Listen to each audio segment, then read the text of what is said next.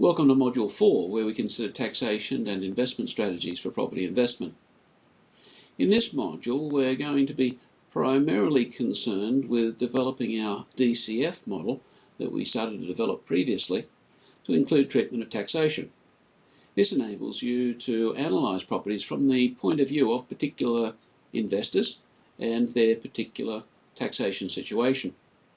This is especially useful because the whole strategy of negative gearing or negative leveraging has become very popular in Australia, and really the only way to adequately work out whether negative leveraging is going to work or not is through something like a DCF model.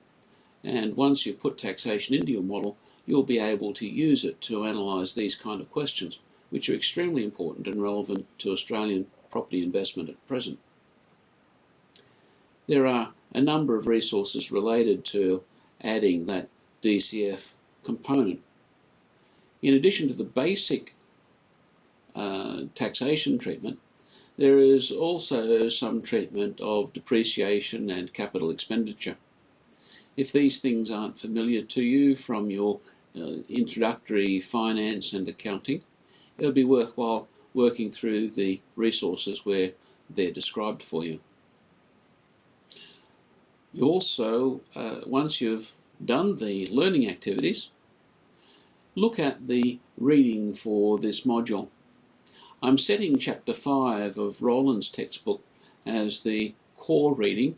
It is a very good outline of the treatment of taxation and property investment. You may also like to read Chapter 6, which is not compulsory and will not be examined. However, if you want to take your understanding of these issues further, it is a very good chapter also. In addition to that, I'd like you to go to the ATO's website, the Australian Taxation Office, and search for their document on rental properties for this year. This is a very useful document that helps those people who hold property investments to prepare their income tax for each year, and it's updated regularly. And so by reading this, you'll get the idea of exactly what the taxation requirements and opportunities are for investment properties at the present time. While you're at the ATO website, you may also like to look at the material they have there on GST and the margin scheme. While we don't go into a great deal of depth with GST in this course, it's useful to be aware of its implications. But in particular, if you have an interest in development, the margin scheme is critical for the success of residential developments and other developments where it can apply. It's a very useful way of managing the GST obligations for developers.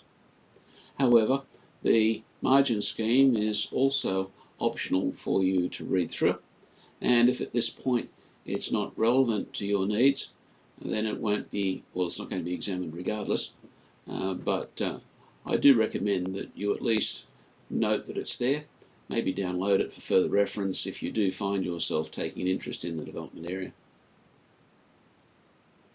Once you've done these, you should have a good idea of the importance of taxation and be able to model property investments from the point of view of the investor who is paying tax, which is typically everybody.